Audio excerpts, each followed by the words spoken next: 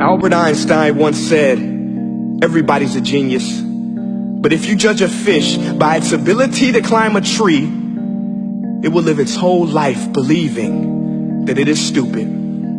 Ladies and gentlemen of the jury, today on trial we have modern day schooling. Glad you could come. Not only does he make fish climb trees, but also makes them climb down and do a 10-mile run. Tell me, school, are you proud of the things you've done? Turning millions of people into robots, do you find that fun? Do you realize how many kids relate to that fish swimming upstream in class, never finding their gifts, thinking they are stupid, believing they are useless? Well, the time has come, no more excuses. I call school to the stand and accuse him of killing creativity, individuality, and being intellectually abusive. He's an ancient institution that has outlived his usage. So, Your Honor, this concludes my opening statement, and if I may present the evidence of my case, I will prove it. Proceed. Exhibit A. Here's a modern day phone. Recognize it? Here's a phone from 150 years ago. Big difference, right? Stay with me. Here's a car from today, and here's a car from 150 years ago. Big difference, right? Well, get this. Here's a classroom of today, and here's a class we used 150 years ago. Now ain't that a shame? In literally more than a century, nothing has changed. Yet you claim to prepare students for the future? But with evidence like that, I must ask, do you prepare students for the future or the past? I did a background check on you and let the record show that you were made to train people to work in factories, which explains why you put students in straight rows, nice and neat, tell them sit still, raise your hand if you want to speak, give them a short break to eat, and for 8 hours a day tell them what to think.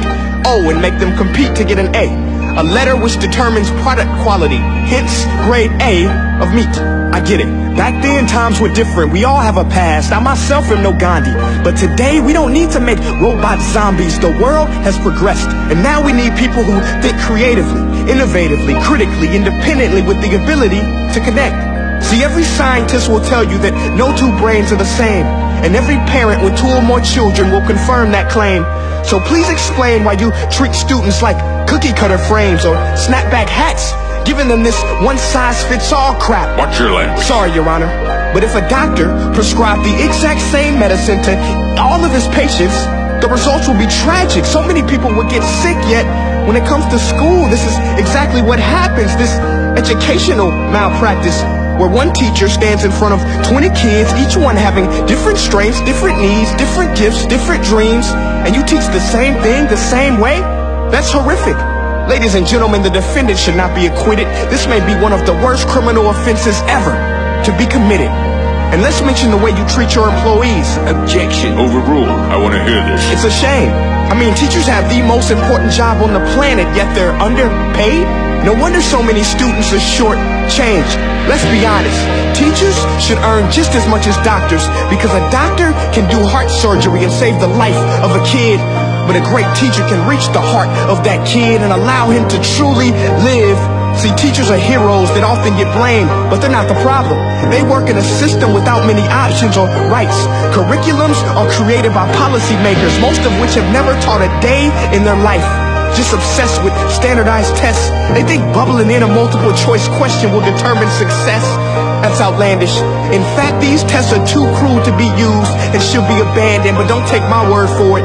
Take Frederick J. Kelly, the man who invented standardized testing, who said, and I quote, "These tests are too cruel to be used and should be abandoned." Ladies and gentlemen of the jury, if we continue down this road, the results will be lethal. I don't have much faith in school, but I do have faith in people. And if we can customize healthcare, cars, and Facebook pages, then it is our duty to do the same for education, to upgrade it, change it, do away with school spirit, because that's useless. Unless we're working to bring the spirit out of each and every student, that should be our task. No more Common Core. Instead, let's reach the core of every heart in every class. Sure, math is important, but no more than art or dance. Let's give every gift an equal chance. I know this sounds like a dream, but countries like Finland are doing impressive things. They have shorter school days. Teachers make a decent wage. Homework is non-existent, and they focus on collaboration instead of competition. But here's the kicker, boys and girls. Their educational system outperforms every other country in the world. Other places like Singapore are succeeding rapidly. Schools like Montessori, programs like Khan Academy. There is no single solution, but let's get moving. Because while students may be 20% of our population, they are 100% of our future. So let's attend to their dreams, and there's no telling what we can achieve. This is a world in which I believe, a world where fish are no longer forced to climb trees. I'll rest my case.